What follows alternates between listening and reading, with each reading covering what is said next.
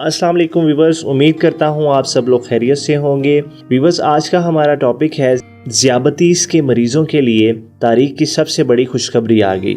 साइंसदानों ने नाकाबिले यकीन इलाज दरियाफ्त कर लिया। व्यूवर्स, अगर आपने मेरा चैनल सब्सक्राइब नहीं किया तो सबसे पहले मेरा चैनल सब्सक्राइब करें और बेल आइकन पे क्लिक करें ताकि डेली मेरी वीडियोस के नोटिफिकेशन आपको मिलते रहें।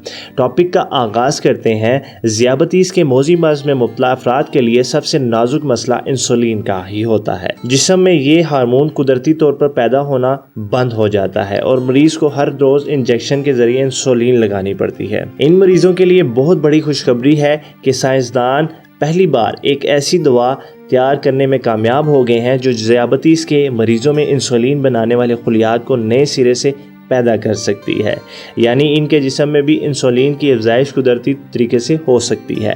आम तौर पर ज़ियाबतीस टाइप 1 के मरीज़ों में से तकरीबन 90% में इंसुलिन पैदा करने वाले खलियात की तादाद 5% से भी कम रह जाती है, जिसके बायस इनके जिस्म में कुदरती तरीके से इंसुलिन पैदा नहीं होती। इन्हें ये इंसुलिन रोज़ाना इंजेक्शन की सूरत में लेना पड़ती है और इसमें गफलत या बेएहतियाती बहुत परेशानी का सबब बनती है। नई दवा के तजर्बात कार्डिफ और वेल यूनिवर्सिटी हेल्थ बोर्ड के ज़ेर एहतमाम जारी हैं और साइंसदानों का कहना है कि इब्तदाई नताइज काफ़ी हौसला अफजा हैं। हार्मोन इंसुलिन कुदरती तरीके से ना बनने की वजह से ज़ियाबतीस के मरीज़ों के जिस्म में ब्लड ग्लूकोज का लेवल भी बहुत ज़्यादा हो जाता है, जिसे कंट्रोल ना किया जाए तो इसके संगीन नताइज बरामद हो सकते हैं। नई दवा की मदद से इन मरीज़ों के लिए मुमकिन होगा कि वो इंसुलिन के इंजेक्शन लगाएं बगैर एक सेहतमंद ज़िंदगी गुजार सकें।